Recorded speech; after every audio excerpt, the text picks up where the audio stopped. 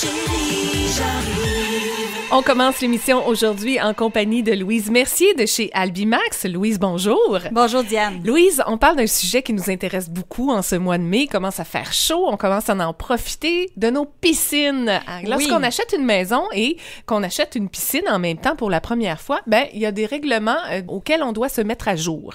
Oui, tout à fait. Il y a des règlements qu'on ait déjà une piscine ou qu'on achète une nouvelle propriété à vérifier à chaque année pour être certain là, qu'on soit sécuritaire pour évidemment la vie de nos personnes autour de nous. Là. Ben oui, puis chaque année, je pense que dans les bulletins de nouvelles, on entend toujours parler d'un enfant qui se noie dans une piscine. Ça peut être une toute petite piscine aussi, c'est pas besoin d'être une piscine creusée.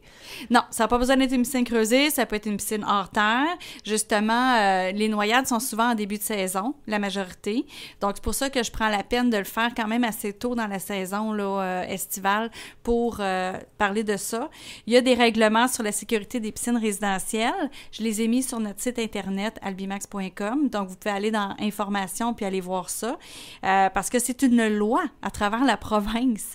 Il y a des règlements municipaux aussi de plus qui sont en plus de cette loi-là.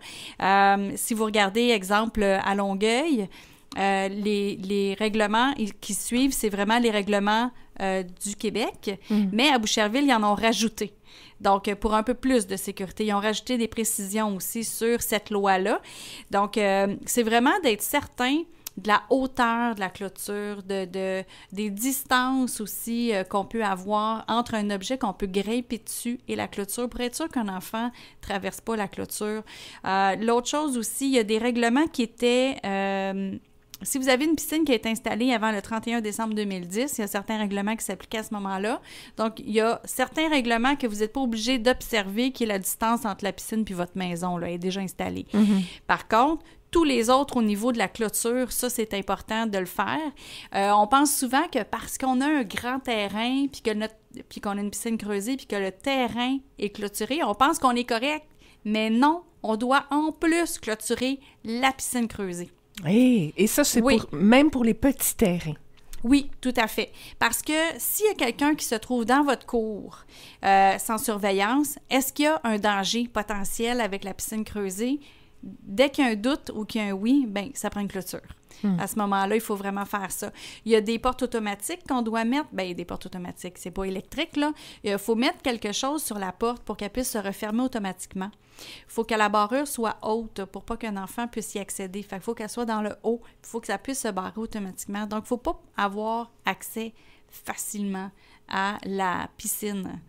Il faut vraiment faire toutes ces vérifications-là. Là. Oui, alors on fait les vérifications et pour être certain justement qu'on se conforme à tous les règlements, on va vérifier les règlements sur le site Internet de Albimax. Oui, albimax.com. Donc, dans Albimax Informations, vous avez un document PDF que vous pouvez télécharger. Oui, et on peut se renseigner justement sur le fait à savoir si on est assuré justement, si on n'a pas ce type de clôture, parce que peut-être justement que s'il arrive un incident, on ne serait pas assuré si on n'a pas ce type de clôture. Sur le site Internet de Boucherville, c'est bien indiqué que, tu sais, on voit ça maintenant, des clôtures comme en filet autour d'une piscine ou des clôtures en verre.